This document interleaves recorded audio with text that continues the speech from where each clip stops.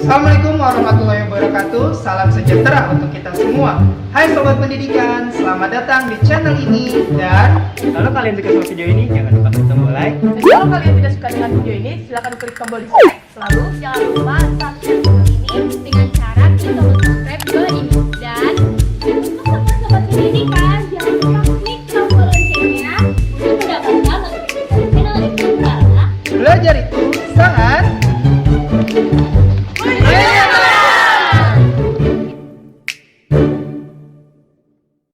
perhatian. Video ini dibuat untuk memudahkan kegiatan belajar mengajar.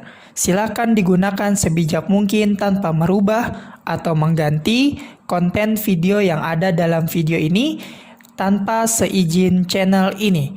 Selamat menyaksikan. Halo guys.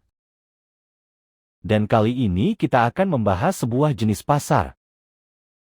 Apa yang kalian ketahui tentang pasar? Nah, pasar adalah tempat terjadinya jual beli barang maupun jasa.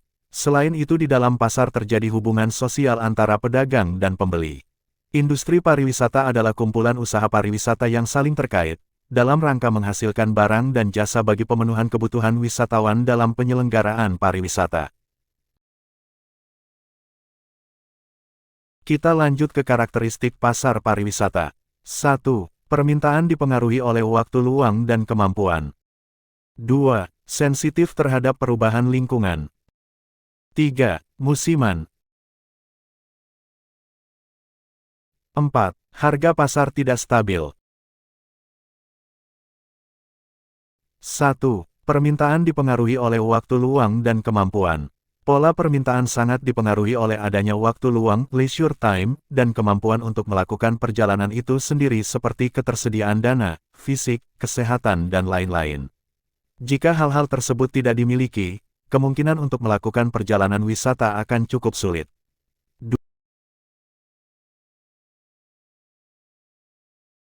2. Sensitif terhadap perubahan lingkungan. Elastisitas pasar terhadap produk destinasi memiliki reaksi yang cukup cepat terhadap kejadian dan perubahan dalam lingkungan seperti ancaman keamanan perang, isu kesehatan, kejahatan.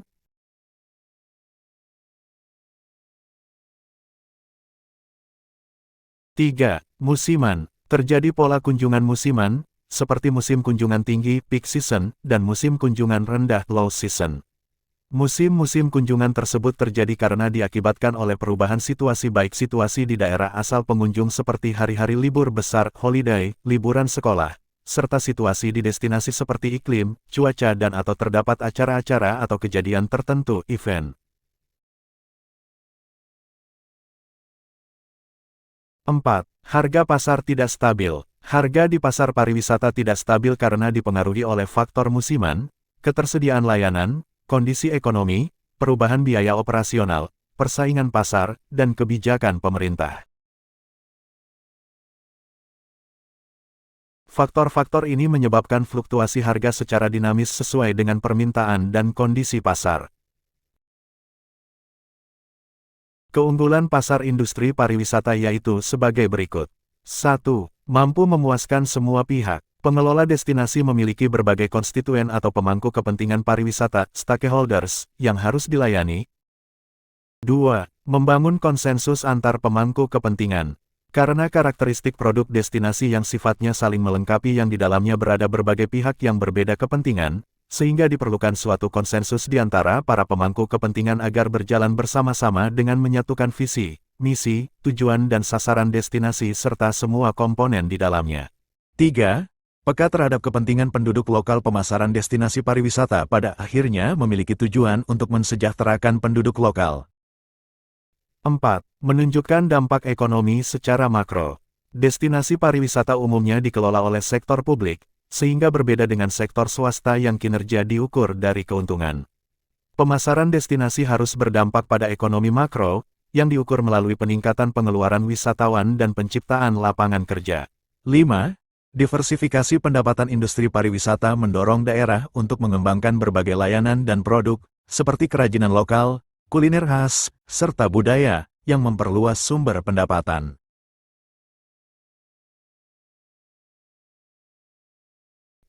dan kelemahan dalam pasar industri pariwisata sebagai berikut.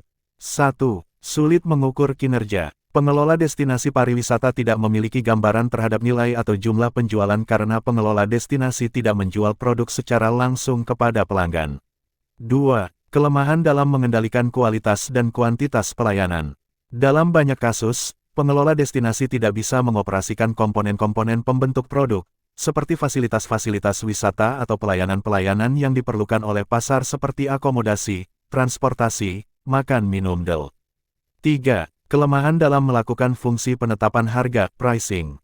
Karena komponen-komponen pembentuk produk kebanyakan dioperasikan oleh penyedia jasa pariwisata, maka pengelola destinasi tidak bisa menetapkan harga secara sepihak. Sehingga hanya dapat mengendalikan harga-harga pada tataran makro atau melakukan standarisasi terhadap harga-harga yang ada. 4. Tingkat ketidakpastian tinggi. Industri ini sangat dipengaruhi oleh faktor-faktor eksternal yang seringkali di luar kendali, seperti kebijakan visa, harga tiket pesawat, dan kondisi geopolitik. 5. Biaya tetap yang tinggi. Pengembangan dan pemeliharaan destinasi wisata sering memerlukan investasi besar dalam infrastruktur dengan pengembalian yang lambat. Berikut adalah beberapa contoh perusahaan dalam pasar industri pariwisata. Berikut adalah contoh kegiatan promosi dalam industri pasar pariwisata. Dan tadi kita sudah membahas mengenai pasar industri pariwisata. Semoga mudah dipahami teman-teman. Terima kasih.